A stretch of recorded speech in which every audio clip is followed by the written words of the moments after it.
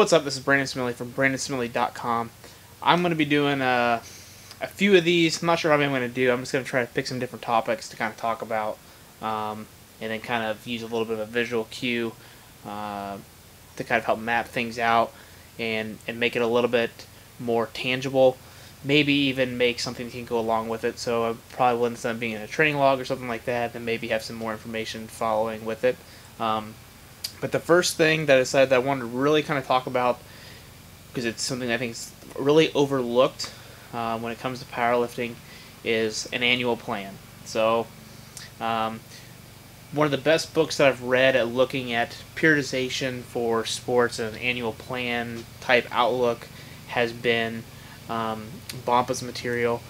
He has a huge book that has worked really well with that, and I took a lot of different things from that, and he had some different sheets and the way to look at things, even for athletes that are more in the Olympic realms and they're looking to be very, very high caliber athletes. For this, I'm merely just going to look at for, let's say, the intermediate, go moving towards advanced powerlifter. So we're not talking about the elite of the elite. We're not talking about people with, maybe top 10 all time totals or lifts.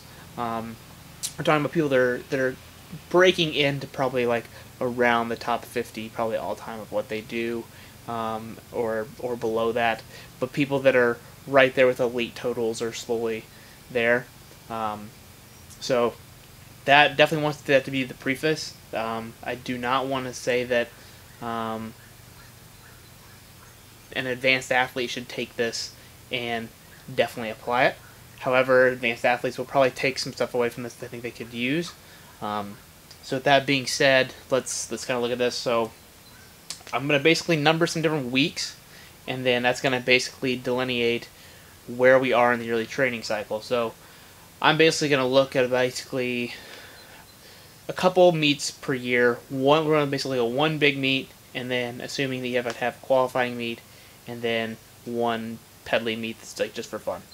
And so if we're looking at week 52 being our meet week, so this is our meet week,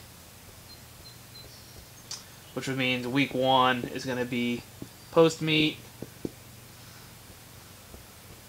and then from there 2, and we're going to say 2 to 5 for the just simple example. 2 to 5 is going to be, I'm just going to certainly basically put it as GPP, but you can name this probably about anything you really want. So looking at week 52, this is meet week. So you competed on that Saturday. That's your biggest meet of the year. Doesn't matter what the meet is. It's whatever the biggest the meet is of the year for you.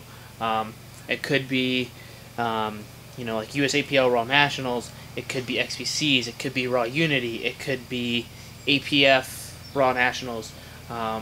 It doesn't really matter. Whatever the biggest meet is for you, that's going to be your meet week, and week 52. Week 1 is going to be after the meet. So this meet, we're wanting no activity, or pretty close to it. Pretty close to no activity at all. You can like walk. You can definitely walk and whatnot, but it's some really, really light things. But we're talking about no lifting, no barbells, no dumbbells, maybe some band stuff, but that's about it. So this should be a pretty light week. Take some time off, enjoy some time with family, eat how you want, all that kind of good stuff. Week 2 to 5 is then going to be, as I'm terming as GPP, but we're going to have more GPP later. But this is going to be more of like different, let's just put a different sport.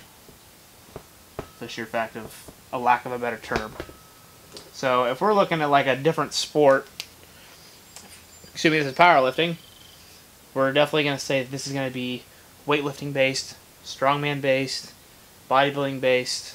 You can even make this a sport differently entirely of itself. You could do like more track training, so you're doing a lot more sprinting, a lot less weights, things of that nature. I really like bodybuilding in this. I think it works really good.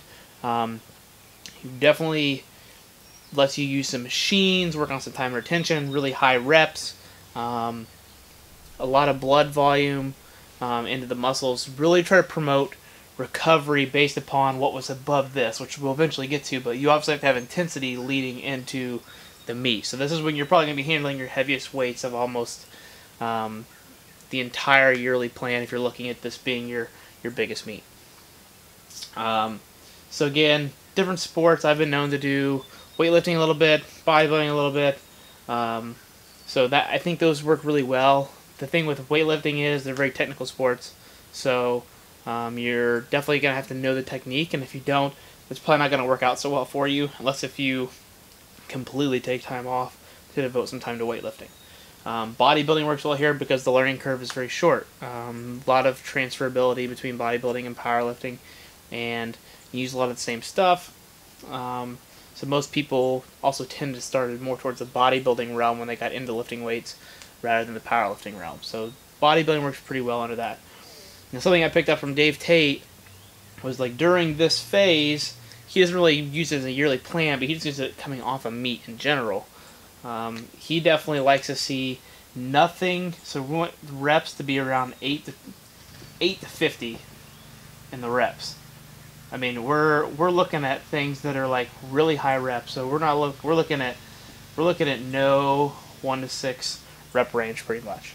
That automatically limits your intensity zone. I mean, you're basically going to be under 80% all the time. So that's going to allow restoration, blood flow, like we have discussed.